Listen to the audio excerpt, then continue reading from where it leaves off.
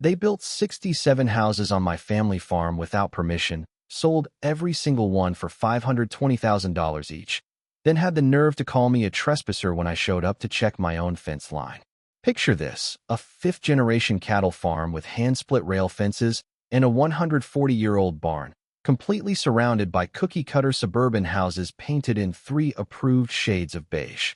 The HOA president actually handed me a cease and desist letter while standing in my grandfather's hayfield.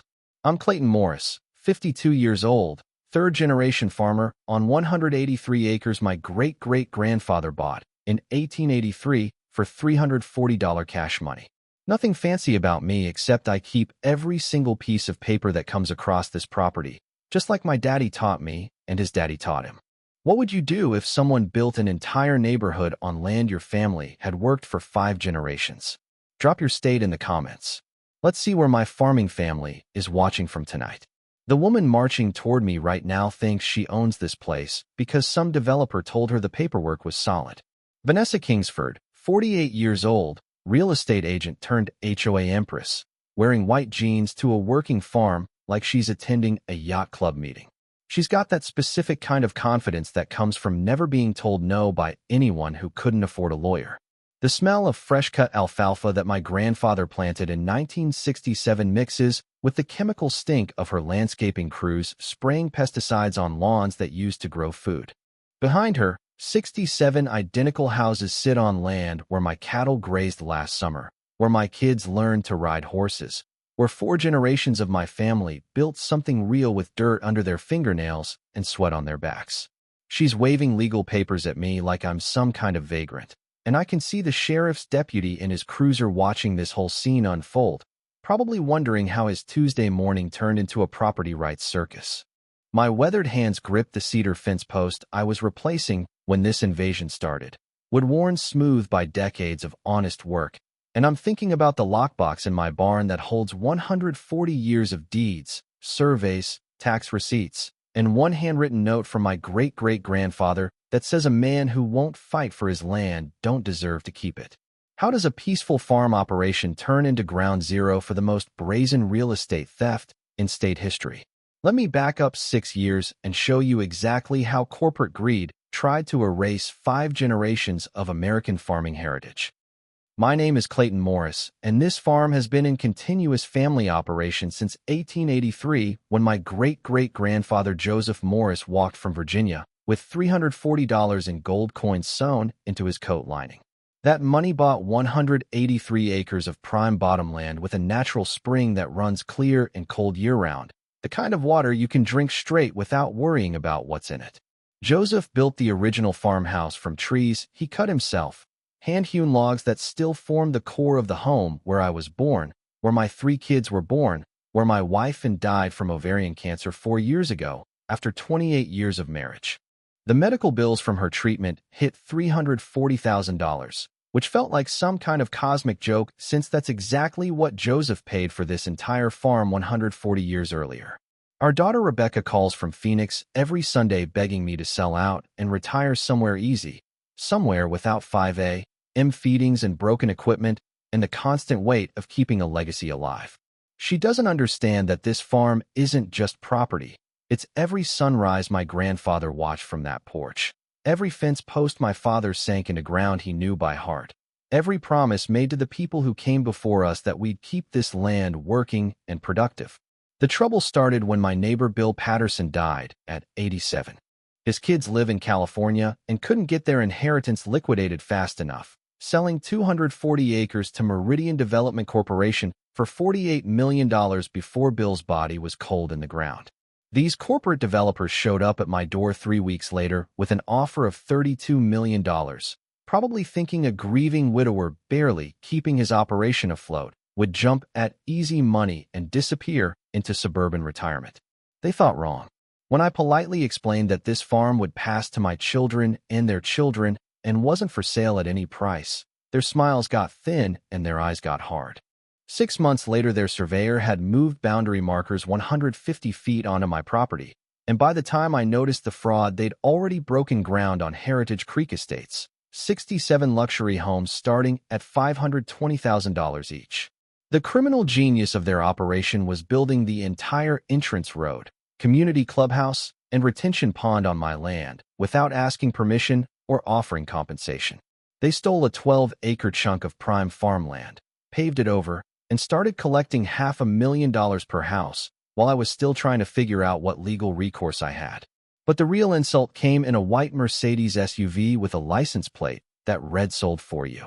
Vanessa Kingsford, former real estate agent turned development sales director turned HOA president, married to City Planning Commissioner Douglas Kingsford. This woman makes entitled behavior look subtle by comparison. Our first meeting happened while I was moving cattle from the South Pasture to the North 40. She drove right through an open gate onto active farmland, high heels sinking into honest mud, picking her way around cow pies like they were landmines. The sweet smell of clover that and had planted as ground cover clashed with Vanessa's perfume. Something that smelled like a department store exploded in a flower shop. She handed me a thick folder of architectural guidelines I'd never agreed to follow, then delivered the line that still makes my blood pressure spike. "Mr. Morris, Heritage Creek Estates is a premier planned community, and we need to discuss your property's visual impact on our residents' investment value." I stood there holding fence pliers, staring at this woman on land my family had owned for 140 years, telling me that my great-grandfather's barn violated her aesthetic standards. Even my cattle seemed offended, the lead cow Bessie snorting and turning her back on Vanessa like she recognized bullshit when she smelled it. "Ma'am," I replied, keeping my voice level, "my family's been setting standards on this land since before your community was a line item in some corporation's profit projection." Her smile could have frozen water in July.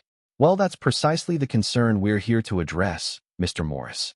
Your agricultural operations simply aren't compatible with modern residential expectations." That night, I sat on the same porch where and I used to plan our future, listening to crickets sing in fields my grandfather had cleared by hand, watching lights from 67 stolen houses glow like accusations in the darkness. I realized this wasn't just about property lines anymore. This was war, and they'd fired the first shot by thinking I was too old, too tired, or too grief-stricken to fight back. They were about to learn that farmers understand patience, persistence, and the long game better than any corporate lawyer who ever billed by the hour. The morning after Vanessa's little inspection tour, my mailbox started hemorrhaging legal threats like a gunshot wound. 34 separate violation notices arrived over 5 days, each one more absurd than its predecessor. Apparently, my farm violated ordinances that didn't exist when my great-great-grandfather homesteaded this land. Agricultural odor complaints on a working cattle farm that predated their development by 140 years. Unsightly structures referring to my grandfather's barn that had weathered storms since 1924. Noise violations for my rooster crowing at dawn, like he was supposed to check the HOA bylaws before announcing sunrise. Property value depreciation through incompatible land use, which was fancy language for saying my corn didn't match their petunias. My personal favorite was livestock waste management concerns, as if 40 head of cattle on 183 acres somehow posed environmental threats that 67 houses with chemical-soaked lawns and septic systems didn't. And used to say some people could complain about free money if it wasn't folded right. She would have had a field day with this circus. County Inspector Dale Morrison showed up at dawn looking like he'd lost a bet, and this was his punishment. Poor guy spent 4 hours photographing every nail, board, and fence post while Bessie the cow conducted her own inspection, trying to eat his clipboard whenever the measurements seemed particularly stupid. "Mrs. Kingsford wants documentation precise to the quarter inch," Dale explained, mopping sweat despite the cool morning. The smell of his county truck's diesel exhaust mixed with coffee brewing in my kitchen as he measured fence heights with engineering precision. 34 complaints in 1 week. Clayton. Woman's got dedication, I'll give her that. Each violation carried $750 daily fines starting immediately. Simple mathematics meant $25,500 per day unless I magically transformed 140 years of agricultural heritage into suburban conformity overnight. At that rate, bankruptcy would arrive faster than harvest season. Time to lawyer up.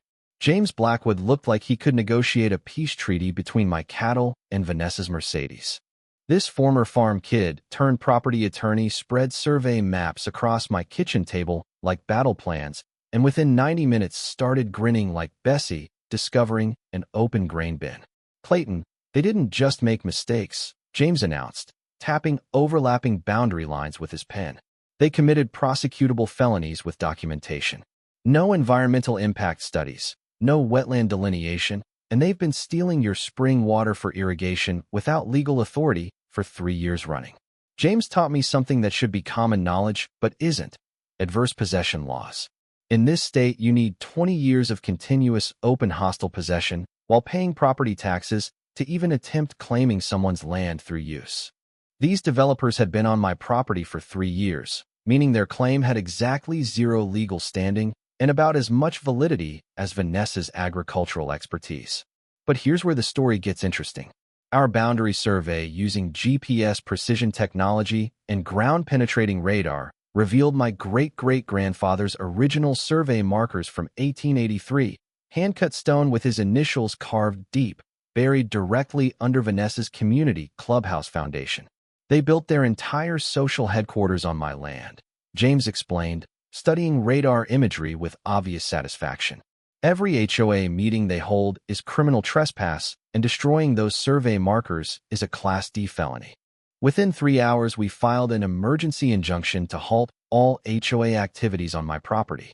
But Vanessa counterattacked faster than a rattlesnake, defending her nest. By 4 p.m. that same day, she'd convinced the county to red tag my barn as structurally unsafe, forcing me to evacuate my cattle immediately or face criminal charges for animal endangerment. My response: James and I drove straight to the county courthouse with our survey evidence, radar imagery, and photographs of those hand-carved 1883 boundary stones. 15 minutes before closing time, we filed a federal lawsuit for civil rights violations, water theft, and criminal conspiracy. More importantly, we demanded immediate seizure of all HOA financial records under state racketeering statutes.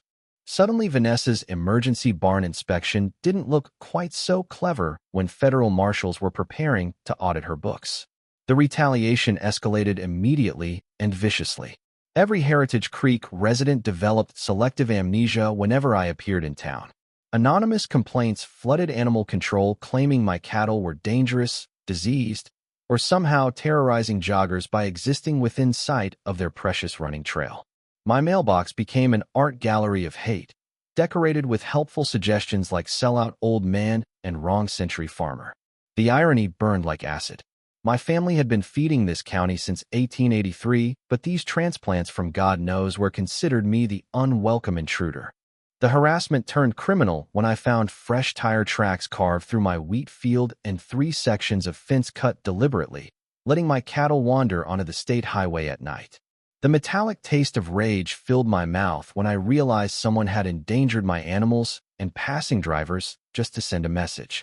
That night, sitting on the porch where Ann and I used to watch fireflies dance over fields we'd worked together, I called Rebecca while lights from 67 stolen houses mocked me in the darkness.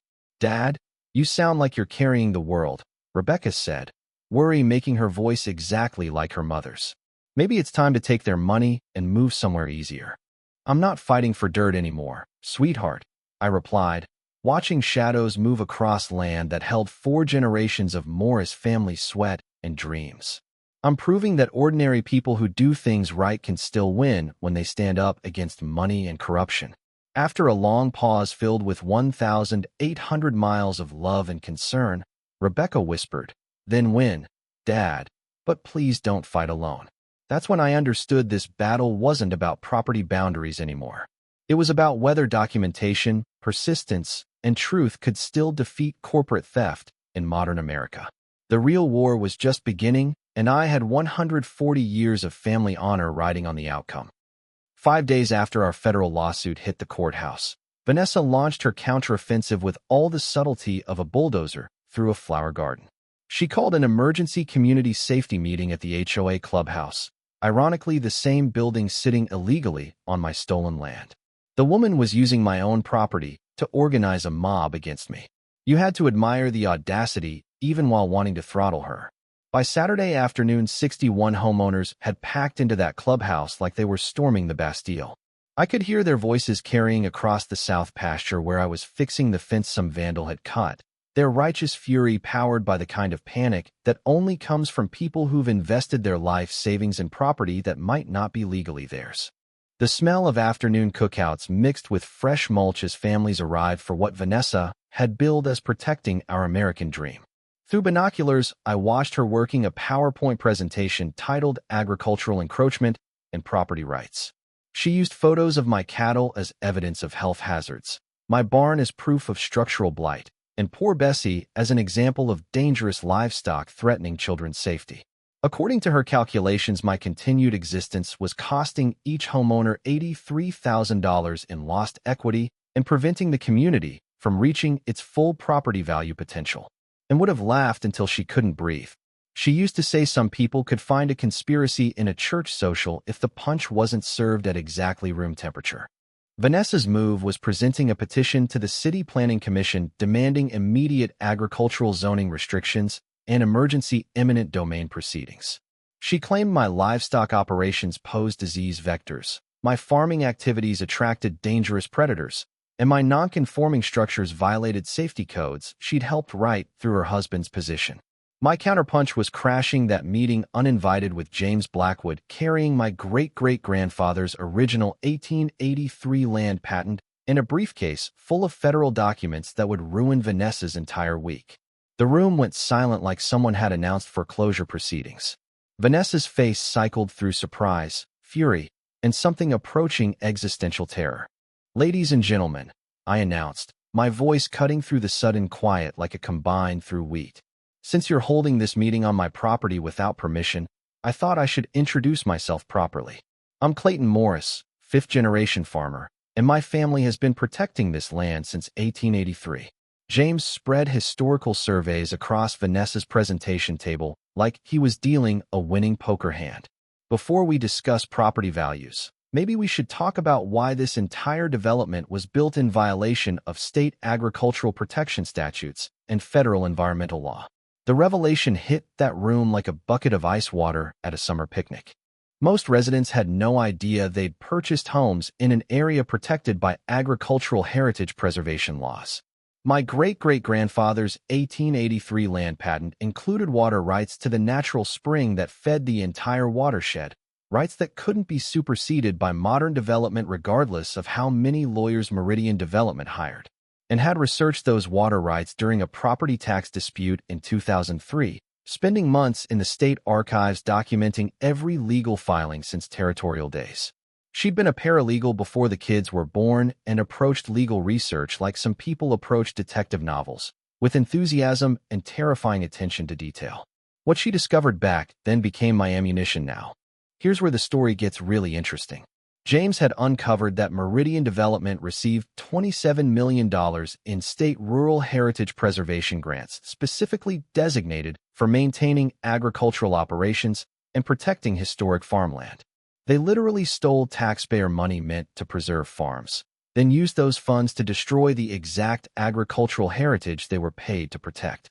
"Mrs. Kingsford," James announced to the stunned crowd, "your developer didn't just violate zoning ordinances. They committed grant fraud by using preservation funds to eliminate protected farmland, then covered their tracks by filing false environmental reports." Vanessa's response dripped with corporate desperation and barely controlled panic. The important thing is moving forward with community stability, not dwelling on bureaucratic technicalities that happened before most of us purchased our homes. That's when the room turned against her like cattle sensing a predator. Margaret Reeves, a retired science teacher with 30 years of experience, stood up in the third row. "Are you seriously telling us we've been harassing the man whose spring water has been keeping our wells from running dry?" Tom Bradshaw, a structural engineer with his own firm, shook his head in disgust. "I wondered why our foundation inspections showed unusual water table fluctuations. We're sitting on a natural watershed, aren't we?" Young Mother Patricia Wells looked genuinely terrified, bouncing a toddler on her hip. "Vanessa, did you know about these legal violations when you approved our purchase contracts?" Sarah Chun, a civil engineer for the State Highway Department, was already pulling up agricultural protection maps on her phone. If those water rights are legally binding, can they shut off our well access entirely? The fear in that room became tangible, mixing with the scent of Vanessa's increasingly frantic perfume reapplication as her carefully constructed narrative collapsed faster than a barn in a tornado. For homeowners approached me quietly after the meeting as Vanessa's supporters began shouting accusations at each other. Margaret, retired Air Force Colonel Frank Castellano, Sarah, and Tom. They were exhausted by Vanessa's dictatorial control but had been afraid to resist individually. She fined my neighbor $400 for parking a work truck in their own driveway, Margaret whispered, anger making her voice shake. Said it looked economically disadvantaged. Frank's jaw tightened with military precision. Woman tried to ban flagpoles over 6 feet tall because they disrupted the visual plane. That's when I knew we had a tyrant problem, not a community leader. As we walked toward my truck, heated arguments erupted from the clubhouse behind us, voices rising in accusation and counteraccusation. Vanessa's perfect community was fracturing along fault lines she'd created through years of petty tyranny and legal overreach. My phone buzzed with a text from my insurance company. Policy modification required due to liability exposure in residential interface zone. The war was escalating, but now I had allies who understood what we were really fighting for: the right to maintain heritage and tradition against corporate greed and suburban conformity. Vanessa's community meeting disaster taught her that public forums only work when you control every variable and can silence opposition before it speaks. So she pivoted to hitting me where widowed farmers are most vulnerable, directly in the financial security that keeps operations running. The woman had been mining public records like a forensic accountant with a personal vendetta and unlimited billable hours. Somehow she discovered N's medical debt, the $340,000 in cancer treatment bills that still made me wake up at 3 a.m. doing mental arithmetic about payment schedules and interest rates. The metallic taste of financial panic filled my mouth when I realized how exposed that debt made me to aggressive legal tactics. On a Thursday morning that smelled like approaching rain and worse news, a process server arrived with legal documents thick enough to use as barn insulation. Meridian Development was filing mechanics liens against my property for $127,000, claiming their construction crews had installed drainage improvements that benefited my agricultural operations. The audacity was breathtaking. They'd stolen my land, built on it illegally, contaminated my water with construction runoff, then tried billing me for watching them commit federal crimes against my property. James arrived within 45 minutes, read through the liens, and started laughing like Bessie had just knocked over the county inspector's lunch. Clayton, they just committed legal suicide in writing, James announced, shaking his head at their stupidity. You cannot bill someone for unrequested work on property you're actively stealing from them. It's extortion wearing a 3-piece suit and a corporate logo. He explained the legal principle of unjust enrichment, which protects property owners from exactly this kind of scam.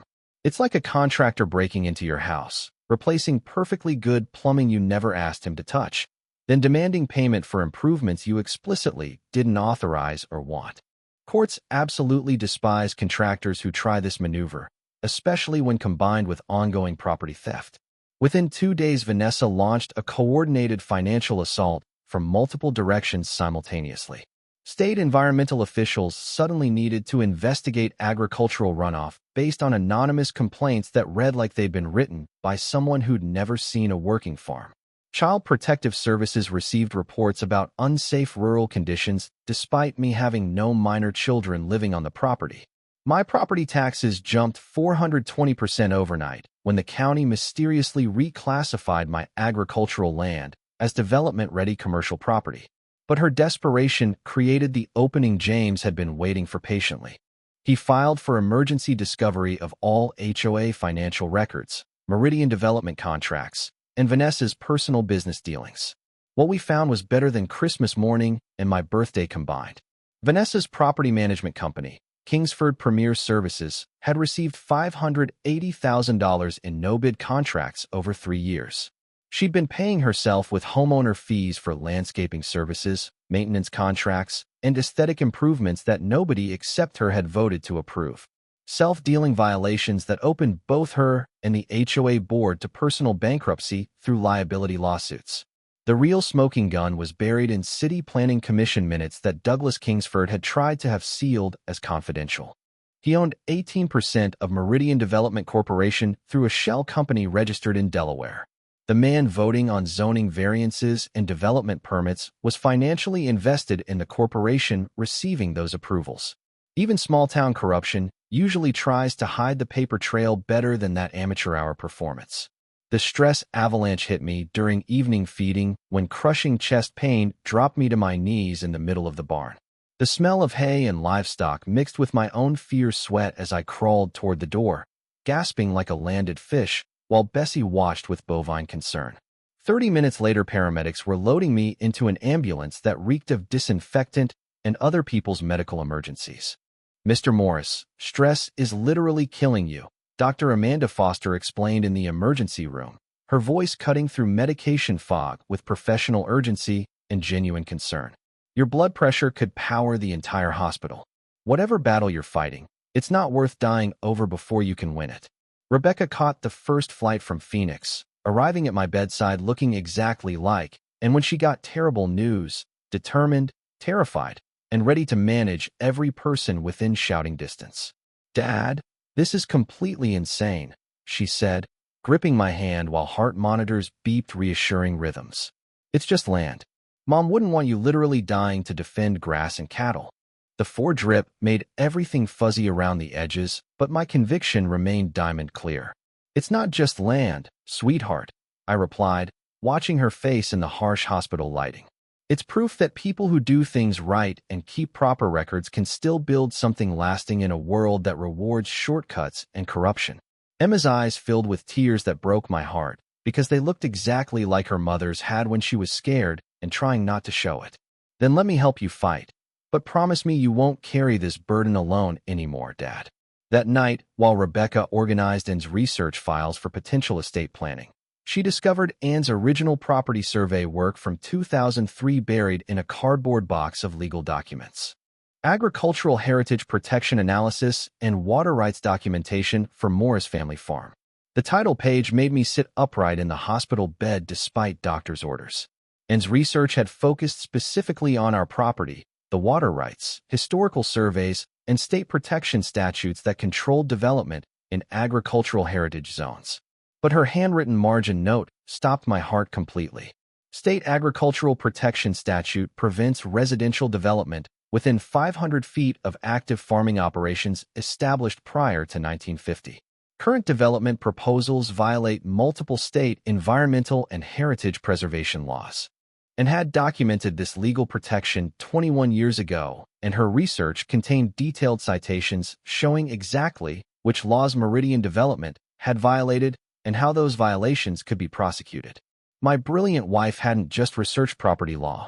She'd handed me the legal roadmap for Vanessa's inevitable destruction written in her precise paralegal handwriting. Thunder rumbled outside the hospital window like Anne's voice whispering from beyond the grave. Sometimes the most powerful weapon you have is the truth, written down and properly documented. Reading Anne's research at 2 a.m. in a hospital bed felt like receiving a love letter and a battle plan simultaneously from beyond the grave. The coffee from the nurse's station had gone cold an hour ago, but I couldn't stop turning pages. Anne's work was meticulous, brilliant, and absolutely devastating to everyone who'd been tormenting me for the past 3 years.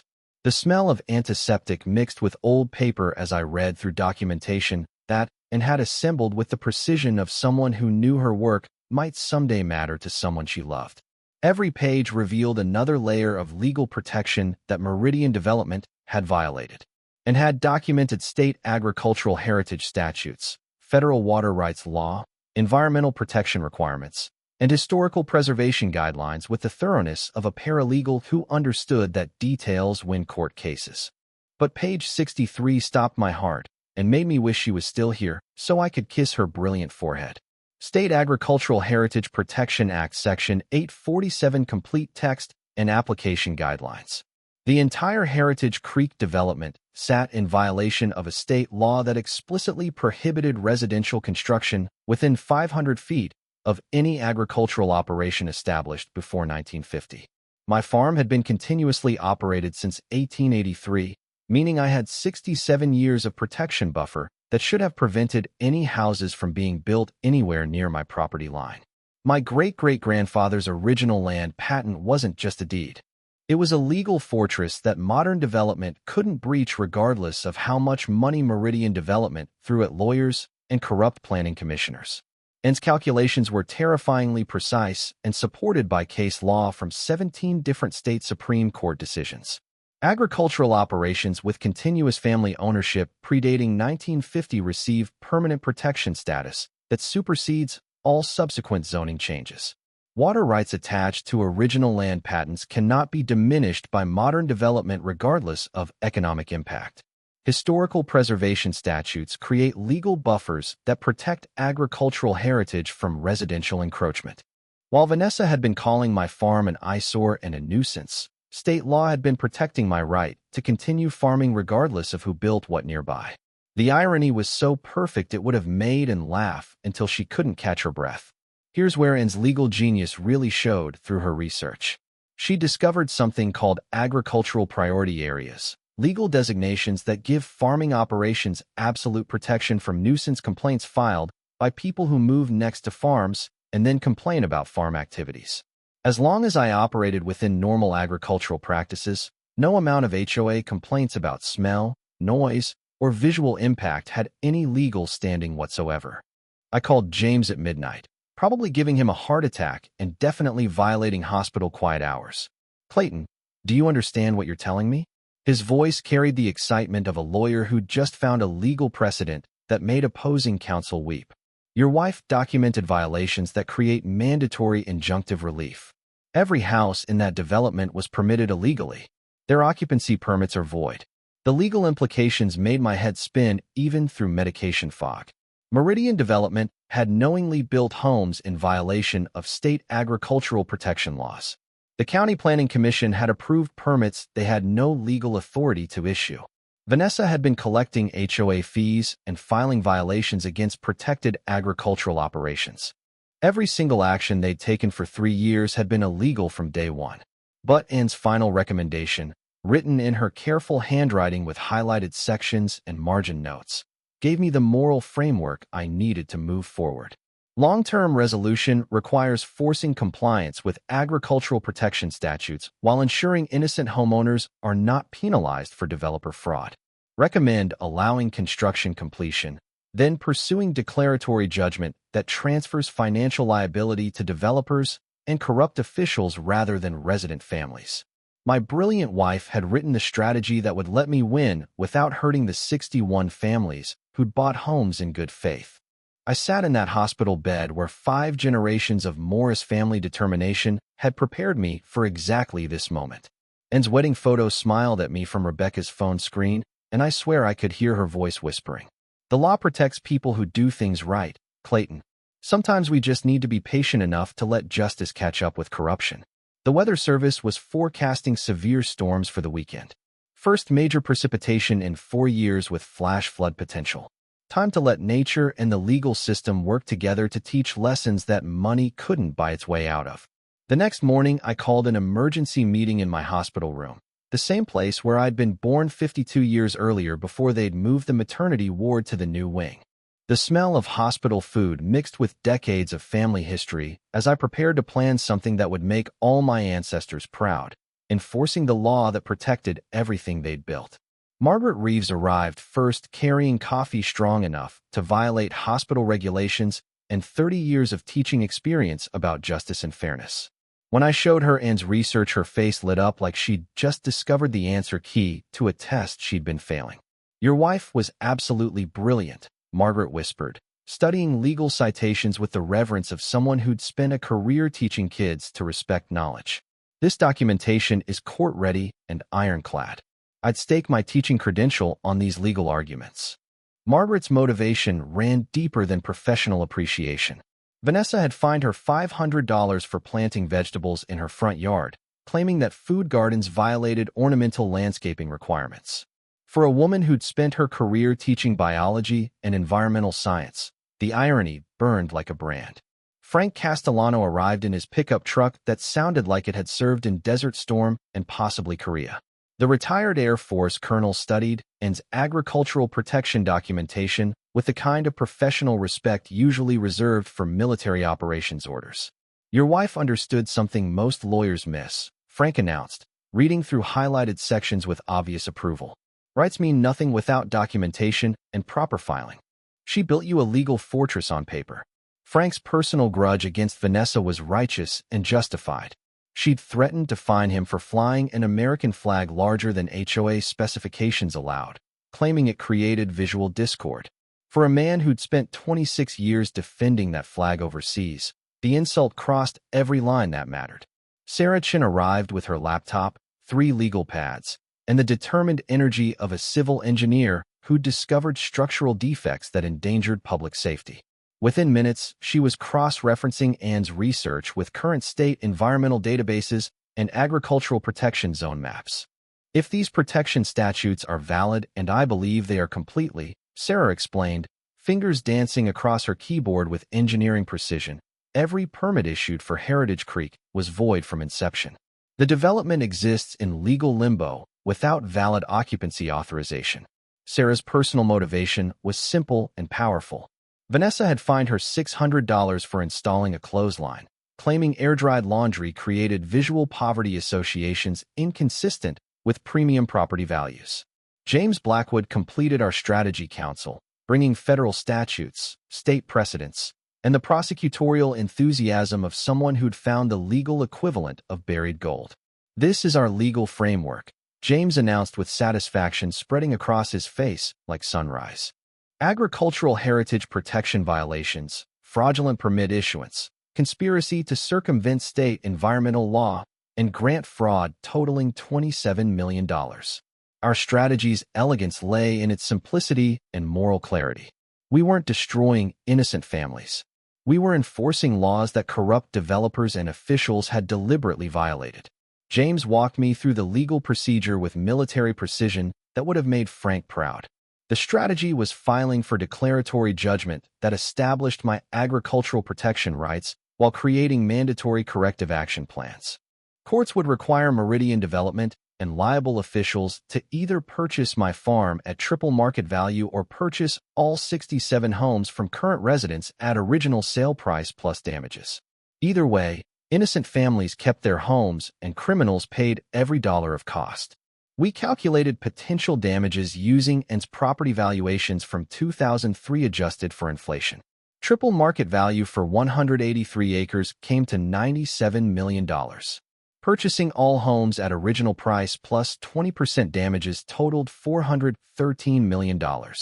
Add in my legal fees, punitive damages for harassment, and criminal restitution, and Meridian Development was looking at a judgment that would bankrupt them 6 times over. The beauty is they can't pay, James explained, showing me corporate structure documents. Meridian will file bankruptcy immediately, but Douglas Kingsford and the corporate partners personally guaranteed development loans. When the corporation folds, banks seize their personal assets. Houses, cars, retirement accounts, everything. Margaret researched optimal legal timing using court calendars and judicial assignment rotations. She identified that Judge Sarah Whitmore, known for her environmental protection stance and family farming background, would be assigned civil cases the week after next. Your wife couldn't have planned better timing if she'd scheduled it herself, Margaret explained, reviewing judicial histories with a teacher's attention to detail. Judge Whitmore grew up on a dairy farm and has ruled consistently in favor of agricultural heritage protection. Our community outreach began with agricultural education sessions that revealed history Vanessa had tried to erase through her revisionist community narrative. I invited curious neighbors to tour the farm once I was released from the hospital, showing them the reality hidden beneath suburban development. Original survey markers, historical water systems, conservation practices that had protected the land for 5 generations.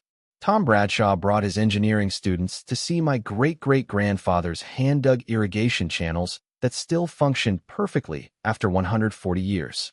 Patricia Wells wanted her children to understand where food actually comes from before suburban life completely disconnected them from agricultural reality. Young families discovered that Bessie the cow was actually part of a sustainable grazing system that had maintained soil health for over a century. I never realized this place had such important history, confessed Sarah's neighbor Martha, watching my cattle graze peacefully in pastures that had sustained life since territorial days. Vanessa always claimed nothing of value existed here before her development brought civilization and property values.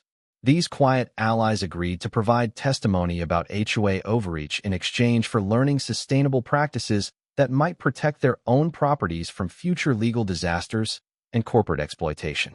James contacted investigative journalist Michael Torres, whose property rights reporting had already exposed similar development fraud in 3 neighboring states. He understood that whistleblower provisions allow private citizens to sue for violations of state agricultural protection laws, while keeping percentages of recovered penalties. The Weather Service issued severe storm warnings. Massive system tracking directly toward our valley with flash flood potential that made old farmers check their drainage and pray for their neighbors' common sense. Everything was ready except my courage to honor the promise I'd made to N's memory and 5 generations of family heritage that depended on my willingness to fight when fighting was required. Vanessa's private investigator must have been billing triple overtime because within 48 hours of my hospital discharge, she knew exactly who was meeting at my farm, what we discussed, and probably what I'd had for breakfast. Her counterattack came with all the subtlety of a bulldozer through a historical landmark. The harassment campaign started with Frank Castellano. According to a sworn complaint filed with the Sheriff's Department, this decorated Air Force veteran had engaged in threatening behavior during a neighborhood watch meeting. Vanessa's detailed statement claimed Frank had approached her in a militaristic manner and made coded references to tactical operations against civilian infrastructure. The actual incident, Frank had said "Good evening, ma'am," while holding the door open at the community center. The woman had become so paranoid she was seeing military coups behind basic courtesy, and would have laughed until she needed oxygen and possibly medical intervention. But Vanessa's desperation ran deeper than paranoid fantasy. Douglas had been fielding panic calls from Meridian Development's corporate attorneys who discovered our agricultural protection documentation was expanding into criminal conspiracy charges across multiple jurisdictions. Their $41 million empire was dissolving faster than sugar in a rainstorm, and their personal assets were next on the menu. Her nuclear option arrived Tuesday morning in the form of a wellness check. County Sheriff Tom Bradley stood on my porch with social worker Linda Ramirez from Adult Protective Services, both looking like they'd rather be investigating actual emergencies instead of suburban revenge fantasies dressed up as concern. "Mr. Morris," Linda began, her professional voice heavy with reluctant duty and obvious discomfort. "We've received reports suggesting you may be experiencing cognitive decline and self-neglect following your recent hospitalization." The morning air carried the sweet scent of fresh hay from the south pasture, mixed with the sour smell of bureaucratic harassment. I invited them inside for coffee while Vanessa's evidence package spread across my kitchen table like accusations made of paper, desperation, and malicious creativity.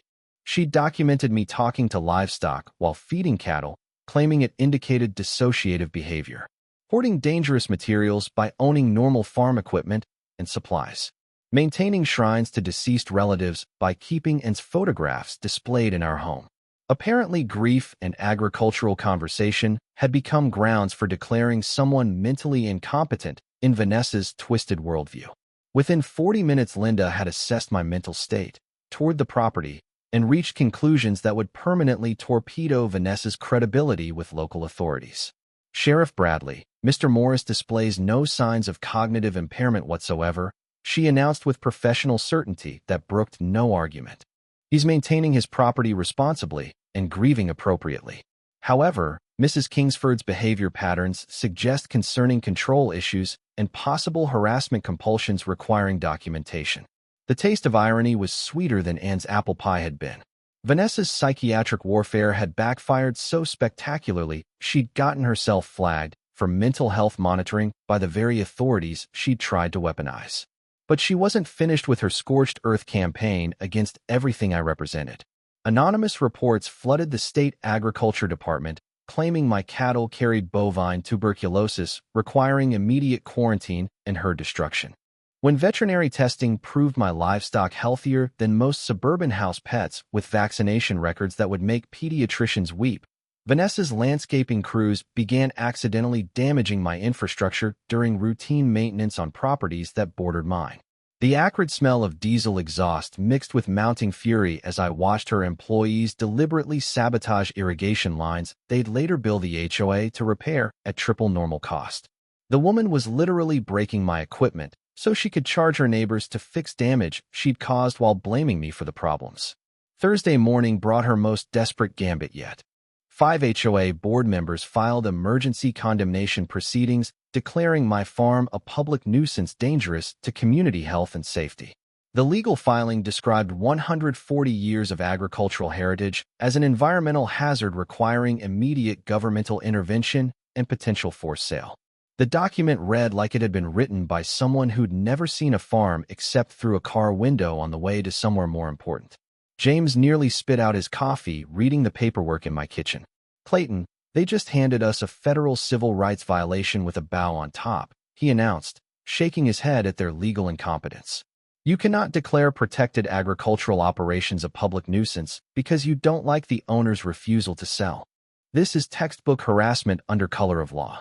Vanessa's social media assault reached professional disinformation levels that would have impressed political operatives. She'd created 7 fake accounts spreading coordinated rumors about me threatening peaceful families and stockpiling dangerous agricultural chemicals. Standard livestock medications and fertilizers had somehow become biological weapons in her fantasy narrative construction. Her carefully angled photography made my working farm look like a post-apocalyptic wasteland instead of productive agricultural land that had fed the county for 5 generations. The coordinated email campaign to county officials and state representatives painted me as an anti-progress extremist harboring violent grudges against normal suburban families just trying to live the American dream. Defending constitutional property rights and agricultural heritage protection had apparently transformed me into a domestic terrorist threat to homeowner associations and property values everywhere. I followed James's strategy religiously. Document absolutely everything. Save every email and message. Photograph every instance of harassment, and let Vanessa's escalating desperation create the evidence that would destroy her in court.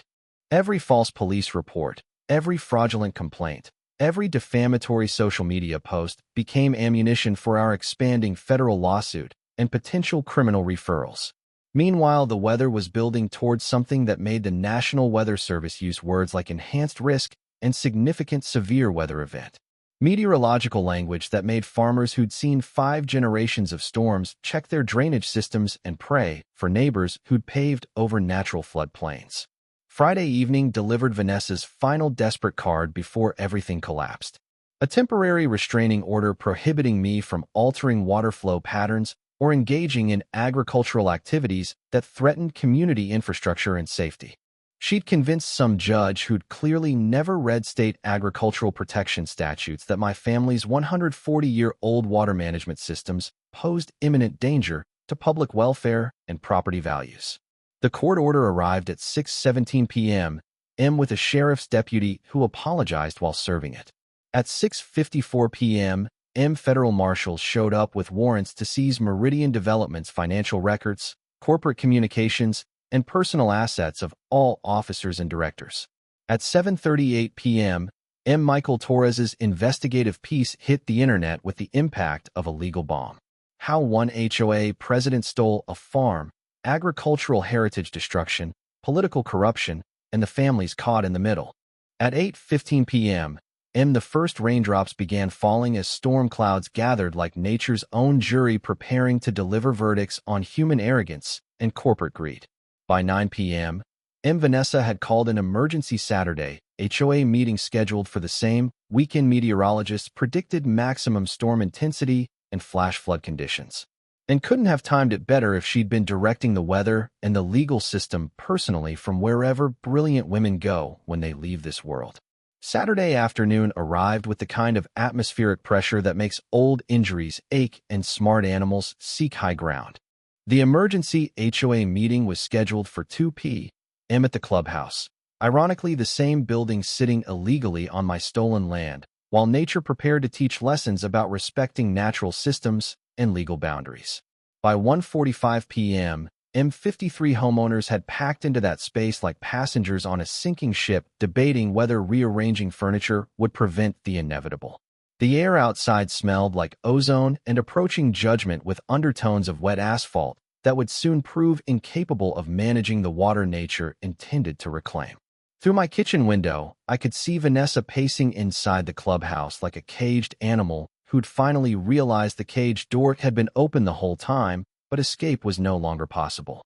She was gesturing wildly at her PowerPoint presentation titled Legal Options for Community Protection, which I later learned was actually about filing harassment charges against me for enforcing my own legal rights.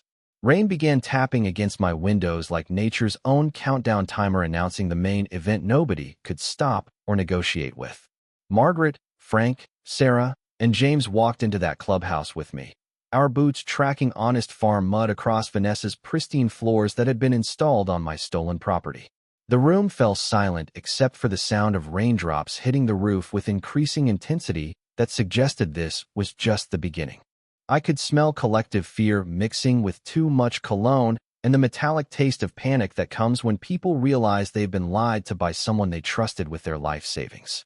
"Ladies and gentlemen," I announced, rainwater still dripping from my hat onto floors that shouldn't exist. "Since you're meeting on my property without permission for the third time this month, I thought you should understand what's about to happen legally and meteorologically." Margaret stood up, holding Ann's agricultural protection research like evidence in a murder trial that had finally reached its verdict. "Before we discuss harassment charges, maybe we should examine why this entire development was built in violation of state agricultural heritage protection statutes that predate everyone in this room by 75 years. The words hit that room like lightning striking a powder magazine. James spread Ann's legal documentation and historical surveys across Vanessa's presentation table, while Sarah pulled up real-time weather radar and state agricultural protection zone maps on her laptop. 21 years of legal research proving that 67 homes had been built in a legally protected agricultural buffer zone where residential construction had always been explicitly prohibited. Your developer used $27 million in state agricultural preservation funds to destroy the exact farmland they were paid to protect, James announced to the stunned crowd with prosecutorial precision. They committed grant fraud by hiding protection statutes and environmental studies that predicted significant problems with drainage, water rights, and legal liability. That's when Vanessa made her fatal mistake that would be replayed on news broadcasts for weeks. Instead of damage control or accepting reality, she doubled down on desperation and delusion. "This is agricultural terrorism," she shrieked, pointing at me like I'd personally summoned the storm clouds gathering outside with increasing menace. "He's manipulating legal technicalities and weather data to create panic that destroys our property values and threatens our families." The room erupted in chaos that made it clear her authority had finally shattered. Martha Valdez jumped up from the back row. "Are you seriously claiming he controls state law and weather patterns? We've been harassing the man whose farm has legal protection that should have prevented any of this construction from happening." Tom Bradshaw, his engineer's mind already calculating legal exposure and financial liability, turned to face her directly. "Vanessa, we're sitting in a building that exists in violation of state agricultural protection statutes. Our occupancy permits may be legally void. This isn't about property values anymore." Patricia Wells was frantically checking her title insurance policy on her phone, her voice rising with panic. "If the permits were issued illegally, does our title insurance cover anything? What happens to our mortgages if the homes shouldn't legally exist?"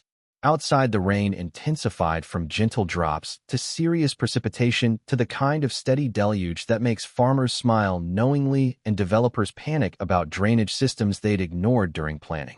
The sound on the clubhouse roof changed from tapping to drumming to a roar that made conversation difficult.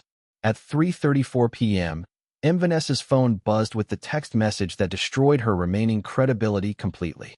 "Breaking news. Federal marshals arrest Meridian Development executives for grant fraud, environmental violations, and conspiracy across 4 states." At 4:02 p.m., Michael Torres's follow-up story went viral on every news platform. HOA president's husband owned 18% stake in fraudulent development company, profited from illegal construction while approving own permits. At 4:18 p.m., the fire alarm in the clubhouse started screaming because water was pouring through the roof into electrical systems in a building that should never have been constructed on an active farm's protected buffer zone. As families evacuated the flooding clubhouse, Vanessa stood in ankle-deep water, still screaming about property values and community standards, while Mother Nature demonstrated exactly how much she cared about suburban real estate prices and HOA architectural guidelines. Rain was coming down like God had opened every faucet in heaven, and nature was reclaiming drainage patterns that 5 generations of my family had carefully managed. Four homeowners approached me in the parking lot as rain soaked through everyone's clothes with democratic efficiency. Margaret, Frank, Sarah, and Tom. They were no longer afraid of Vanessa's retaliation because they were terrified of something much more immediate and impossible to fight with lawyers. "Mr. Morris," Sarah said, shouting over the storm with engineering precision, "my calculations show this rain system isn't stopping for 48 hours minimum. If natural drainage patterns resume, how much time do we have to prepare?" Frank checked his phone for National Weather Service updates, his military training showing in his calm assessment. Weather Service just upgraded to flash flood emergency for the entire valley. "We're looking at 8 to 12 inches in the next 6 hours with more behind it." Margaret grabbed my arm with surprising strength for a retired teacher. "Your wife's research predicted exactly this scenario 21 years ago. What would she tell us to do right now?" I looked at these people who'd been my enemies until truth forced them to reconsider everything they believed about property rights, legal protections, and who the real villain was in this story. The rain was coming down harder, and I could feel the weight of 140 years of Morris family stewardship pressing on my shoulders, along with 5 generations of agricultural wisdom about respecting natural systems. "And would tell you that nature doesn't negotiate with human property values," I replied, watching water pool around foundations of houses that should never have been built in a natural drainage area. "She'd also tell you that I've got exactly 1 hour to make the hardest decision of my life about whether to help people who spent 3 years trying to destroy everything my family built." Lightning split the sky like God's own signature on nature's eviction notice for human arrogance. The storm was here, and it was time to choose between justice and mercy, between letting nature teach her harshest lessons or using 5 generations of agricultural knowledge to protect people who'd made the mistake of trusting the wrong developers and HOA presidents. By 5:30 p.m., the rain was coming down like God had decided modern development needed a hard reset about respecting natural drainage patterns and agricultural heritage. I stood in my barn looking at equipment my great-great-grandfather had installed in 1891 to manage water flow across the entire valley, brass valves and wooden gates that had protected this land through 140 years of storms. Behind me stood Margaret, Frank, Sarah, Tom, and 15 other homeowners who'd finally understood that Vanessa had been lying about everything while I'd been telling the truth. "We need your help," Tom said simply, rain dripping from his hair onto my barn floor. "Our homes are flooding because the developers paved over every natural drainage channel your family spent 5 generations maintaining." The irony wasn't lost on anyone present. These were people who'd signed petitions to have me arrested, who'd called my farm an eyesore, who'd demanded I be forced to sell so their property values could reach projected levels. Now they were standing in my barn begging for salvation from the man they'd tried to destroy. Ann's voice whispered in my memory from a conversation we'd had 20 years ago about helping neighbors even when they didn't deserve it. That's what makes us different from people like that, Clayton. We help because it's right, not because people earned it. I made a decision that would have made all my ancestors proud, even if it meant letting go of perfect justice. "All right," I announced, pulling on my work coat that had survived 3 decades of farm emergencies. "Here's what we're going to do. My great-great-grandfather built a drainage system that can handle this storm if we open the right channels in the right sequence. Frank, you've got military logistics experience. You're coordinating teams. Sarah, you're an engineer. You're calculating flow rates and directing where we dig temporary channels. Margaret, you're organizing evacuation of families with young children to my farmhouse on high ground. Tom, you're documenting everything because when this is over, we're filing charges against every person who approved illegal construction in a protected drainage area." For the next 6 hours, we worked like our lives depended on it because 67 families' homes actually did. I showed them how my great-great-grandfather's system worked, opening valves that directed water into natural channels that development had paved over. We dug temporary drainage ditches using my farm equipment, creating paths that let water flow where gravity and geology intended instead of pooling against foundations that never should have existed. Frank organized bucket brigades to protect homes closest to the clubhouse, his military precision keeping people safe and productive. Sarah calculated water flow rates and directed operations with engineering expertise that saved 3 houses from serious foundation damage. Margaret turned my farmhouse into a command center and temporary shelter, feeding frightened children and keeping parents calm while their homes faced nature's judgment. The media convergence was immediate and overwhelming. Michael Torres broadcast live from the drainage work, showing viewers exactly what happens when corrupt developers ignore agricultural heritage protection and natural water systems. News helicopters circled despite weather conditions, their searchlights illuminating the surreal scene of a farmer and his former enemies working together to save homes that never should have been built. Cell phone videos went viral within hours. Farmer saves HOA that tried to destroy him, trending nationally on every platform, while hashtags like agricultural hero and heritage protection spread faster than the floodwaters we were redirecting. County Sheriff Tom Bradley arrived, surveyed the situation with obvious respect, and made an announcement that validated everything we'd been fighting for. Mr. Morris is conducting emergency water management on his own property using systems that have protected this valley for 140 years. Anyone interfering will be arrested for obstructing agricultural operations. When Vanessa arrived demanding we stop destroying her community's infrastructure by digging drainage channels, Sheriff Bradley's response was perfect and captured on 17 cell phone cameras. "Ma'am, you might want to focus on calling your attorney instead of interfering with the man whose farming systems are preventing catastrophic flooding your development created." The community witness was unprecedented. Martha Valdez live-streamed from my farmhouse kitchen where she was helping Margaret make sandwiches for exhausted workers. "Y'all, we're watching 140 years of agricultural wisdom save a community that spent 3 years trying to destroy the family that's now saving us. This man is a saint."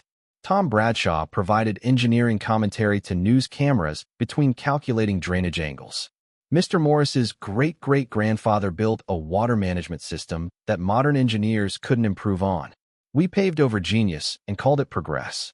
Now he's using that genius to save us from our own stupid arrogance. Children who'd been evacuated to my farmhouse played in the barn with Bessie the cow while adults watched their homes survive a storm that should have destroyed everything.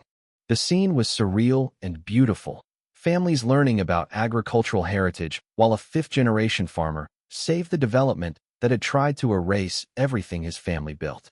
Then came my defining moment. A news reporter shoved a microphone toward me as I stood directing water flow using techniques my grandfather had taught me 60 years earlier. "Sir, why are you helping people who spent 3 years trying to destroy your farm?" I looked at the camera, mud-covered and exhausted, and delivered the line and would have been proud of with every fiber of her being. "Ma'am, my family's been protecting this land and this community for 140 years. That doesn't stop just because some people temporarily forgot what farming heritage means to everyone's survival." Another reporter pressed harder, clearly hoping for anger or resentment. "Do you feel vindicated now that they need your help?" My response came from 5 generations of farmers who'd understood that land connects everyone whether they admit it or not.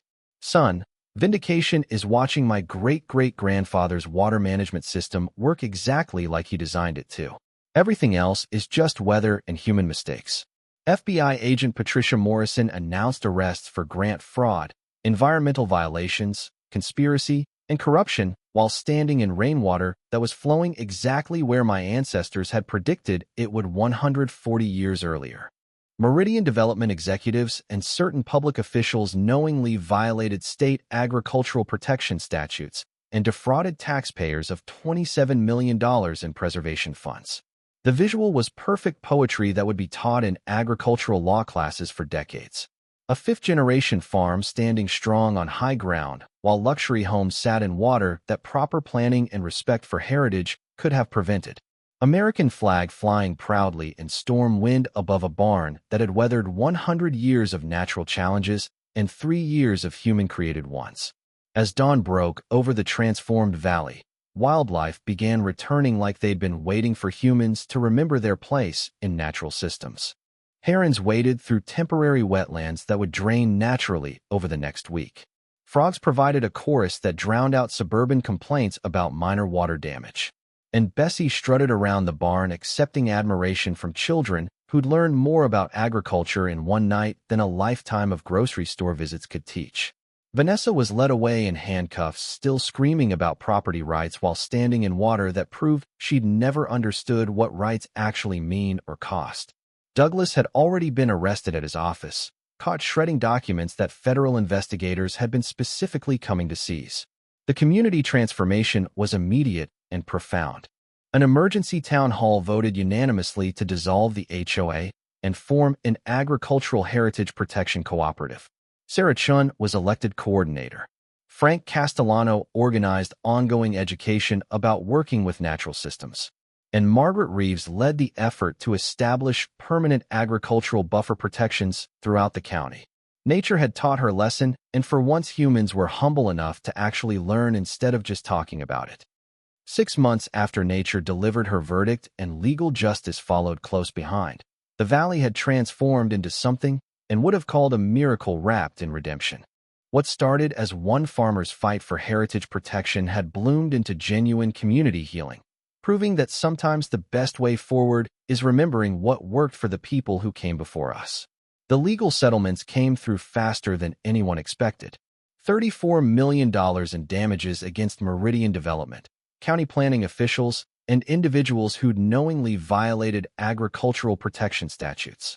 Every Heritage Creek homeowner received $180,000 for fraudulent sale of homes in protected agricultural zones, with options to stay and retrofit their properties or relocate, with full compensation plus moving expenses. 61 families chose to stay and work with me to develop conservation easements that respected natural drainage while allowing continued residence. These weren't the same neighbors who'd harassed me 3 years earlier. These were people who'd learned the difference between fighting natural systems and working within boundaries that protect everyone. My health improved dramatically once the stress of legal warfare disappeared and community support replaced hostility. The heart palpitations vanished, blood pressure returned to normal ranges, and I started sleeping through nights again without waking up calculating legal strategies. Funny how much better you feel when you're not carrying the weight of other people's corruption and deliberate ignorance on your shoulders alone. Rebecca moved back from Phoenix that fall, bringing her software development skills and her mother's passion for agricultural heritage education. Together, we converted part of the farm into the Ann Morris Memorial Agricultural Heritage Education Center using grant money that actually went toward the preservation it was supposed to fund. This time, bureaucrats checked their work. Margaret Reeves and I began dating 8 months after the storm, much to Rebecca's delight and Bessie's apparent approval, and would have wanted me to find happiness again. And Margaret understood both the land and the man who'd spent his life protecting it with everything he had. She moved into the farmhouse that spring, bringing 40 years of teaching experience and a laugh that reminded me why life was worth living even after loss. The legal victories kept coming in waves that restored faith in justice systems. Federal Judge Sarah Whitmore sentenced Vanessa Kingsford to 5 years in federal prison for fraud, conspiracy, environmental crimes, and public corruption. Douglas got 7 years for abuse of public office, money laundering, and obstruction of justice. Their legal precedent, officially called the Morris Agricultural Heritage Protection Doctrine, now protects farming operations from development pressure in 19 states, with pending legislation in 12 more. Meridian Development executives faced additional charges across 4 states, with Michael Torres's investigative reporting exposing similar fraud affecting over 600 families who'd unknowingly purchased homes in protected agricultural zones. His agricultural heritage journalism series won a Pulitzer Prize, and he used his acceptance speech to honor Ann's research that had made the entire investigation possible. The Ann Morris Agricultural Heritage Scholarship Program launched with settlement money, providing full tuition for students studying sustainable agriculture, environmental law, and heritage preservation. Our first 3 recipients were local students whose research projects documented soil health recovery, native species return, and traditional water management techniques. Sarah Chun leads our youth agricultural education program, teaching teenagers how modern life can coexist with farming heritage instead of trying to erase it. Frank Castellano trains young people in traditional land stewardship techniques that have protected valleys like ours for generations. The program has a 3-year waiting list, and agricultural colleges actively recruit our graduates for their practical knowledge and ethical frameworks. The environmental impact exceeded everyone's most optimistic predictions. The restored natural drainage system became a model for 17 other counties facing similar development pressure in agricultural areas. Water quality improved 280% downstream, benefiting 5 communities that had been dealing with development runoff for 20 years. Native plant restoration provided seeds and techniques for regional conservation projects, and our climate resilience research station studies traditional agricultural methods that modern science is finally rediscovering. The irony is beautiful and exactly what and predicted. Vanessa's attempt to destroy agricultural heritage created the most successful heritage protection program in state history and changed development law across multiple states. Every spring we host Agricultural Heritage Day Festival, drawing 8,000 visitors who come to learn about sustainable farming, legal protections that matter, and the families who maintain traditions that feed everyone. Children learn where food actually comes from while their parents attend workshops on everything from water rights to agricultural protection law. This year's festival featured a special tribute to Anne's research and the legal framework she'd built that saved not just our farm, but established precedents protecting agricultural families across the region. I spoke to the crowd about the woman whose paralegal work had saved a valley and the community that had learned to respect heritage instead of trying to erase it. My great-great-grandfather bought this land with $340 in gold coins and a dream that hard work could build something lasting. My wife researched the legal protections that would preserve what 5 generations built. All I did was refuse to quit when quitting looked easier than fighting.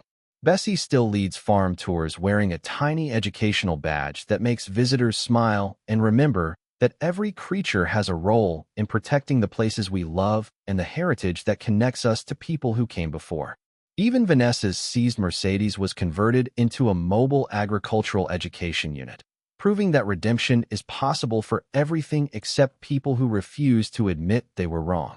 The final irony writes itself every morning when I sit on the porch where Anne and I planned our future, watching sunrise paint golden light across fields that wouldn't be here without her research, her love, and her absolute certainty that documentation and truth eventually defeat corruption. Our fight was never about defeating enemies or getting revenge.